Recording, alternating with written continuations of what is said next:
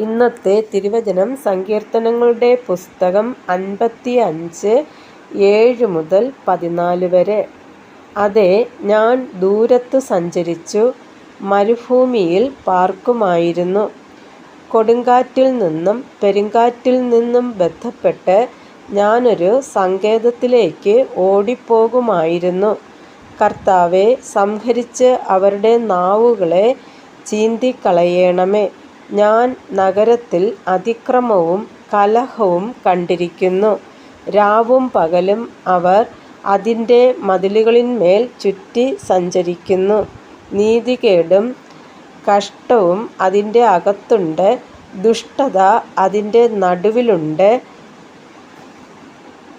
ചതിവും വഞ്ചനയും അതിൻ്റെ വീഥികളെ വിട്ടുമാറുന്നതുമില്ല. എന്നെ നിന്ദിച്ചത് ഒരു ശത്രുവല്ല, അങ്ങനെയെങ്കിൽ ഞാൻ സഹിക്കുമായിരുന്നു. എൻ്റെ നേരെ വമ്പു പറഞ്ഞത് എന്നെ പകയ്ക്കുന്നവനല്ല, അങ്ങനെയെങ്കിൽ ഞാൻ മറഞ്ഞുകൊള്ളുമായിരുന്നു. നീയോ എന്നോട് സമനായ മനുഷ്യനും എൻ്റെ സഖിയും എൻ്റെ പ്രാണസ്നേഹിതനുമായിരുന്നു. നാം തമ്മിൽ മധുരസമ്പർക്കം ചെയ്തു, പുരുഷാരവുമായി ദൈവാലയത്തിലേക്കു പോയല്ലോ.